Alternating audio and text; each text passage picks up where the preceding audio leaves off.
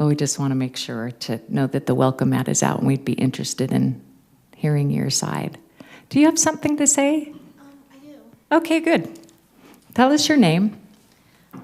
My name's April Hoy. I'm a resident of Boise, Idaho, and I just had a few comments to make on a different statute that pertains to child abuse, but one whose history I feel is instructive related to this issue.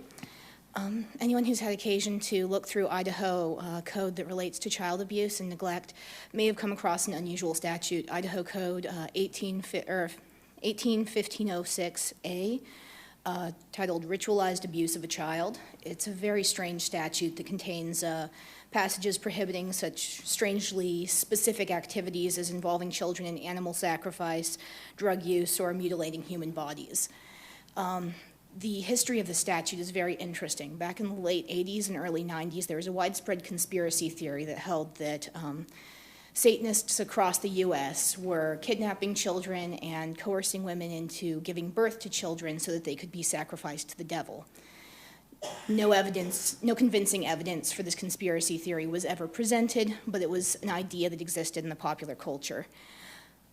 It gained such attraction in the general mind that in 1990, the Idaho State Legislature took up the issue and passed a law attempting to prohibit Satanists from engaging in this ritualized torture and abuse of children, even in the complete absence of any such ritual torture or abuse actually happening. This bill passed unanimously through the House and Senate committees and passed by very large margins in both chambers.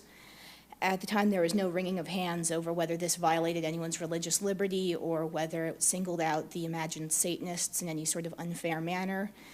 No one raised the issue of whether this was in some way violating the parental rights of the imagined Satanists.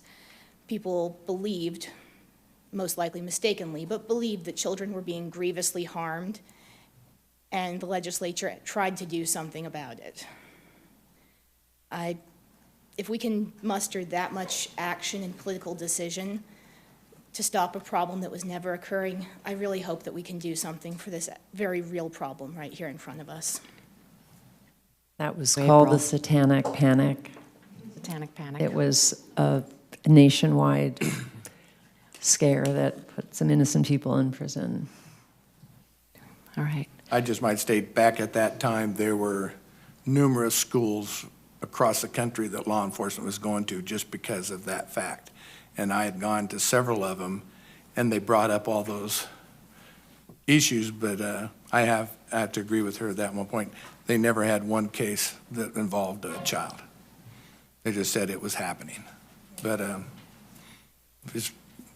but it was quite rampant throughout the United States for training going on within law enforcement on that.